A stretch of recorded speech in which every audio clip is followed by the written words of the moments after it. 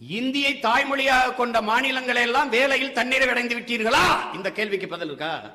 அப்ப 2 கோடி பேர் தமிழ்நாட்டில் என் தாயகத்தில் வேலைக்கு வந்து சோன் பப்படின்னு சொட்டும் பானிபுரி வித்துறானே, ஏன்? அதுக்கு பதில் இல்லை. எங்க சாப்பாட்டு மேசையை துடைக்கிறான், இங்கே வந்து நாத்து நட்டுக்கிட்டு இருக்கான், கரும்பு வெட்டிக்கிட்டு இருக்கான், அவன்லாம் யாரு? ஏமாற்று.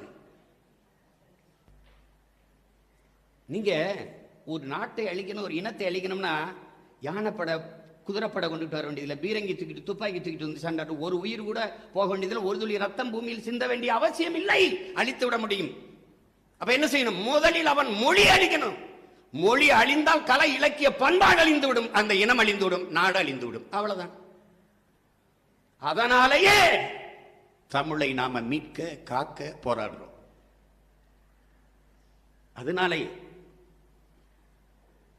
இது மொழி வெறியா? ஆம் மொழி வெறி. அது இனவெறியா? ஆம் இனவெறி. நாங்கள் உலகத்தில் எல்லா மொழியையும் நேசிக்கிறோம், அந்த மொழி பேசும் மக்களையும் நேசிக்கிறோம். அதை போலவே எங்கள் மொழியும் எங்கள் மொழி பேசும் மக்களையும் நாங்கள் நேசிக்கிறோம். முன்னதை நீங்கள் மானுட பற்று என்கிறீர்கள், பின்னதை இனவெறி என்கிறீர்கள், இருந்துட்டு போகட்டும்.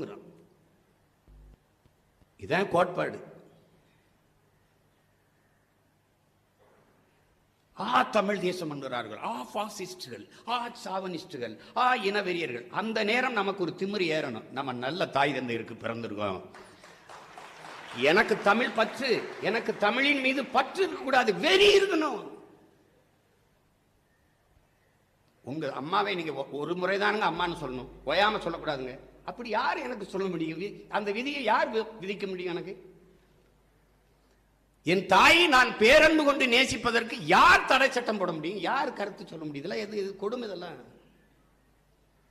இதெல்லாம் கொடுமை.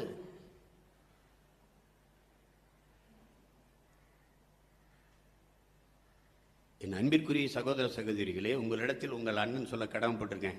உலகத்தில் எல்லோரும் அவரவர் தாய்மொழியில் பேசிக் கொண்டிருக்கிறார்கள், நாம் அந்த மொழிகளின் தாய்மொழியில் பேசிக் கொண்டிருக்கிறோம் என்பதை நீங்கள் பெருமையோடு நினைவு கூறணும். பல்வேறு மொழிகளின் தாய் தமிழ்.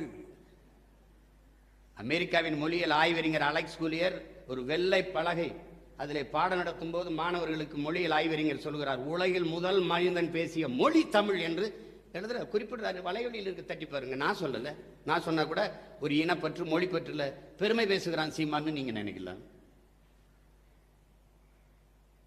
எவ்வளவு பெரிய சரிவு! அன்னைக்கு தமிழ் பயிற்று மொழியாக இருந்தது, ஆங்கிலம் பாடமொழியாக இருந்தது. ஒரு கேள்விதானே,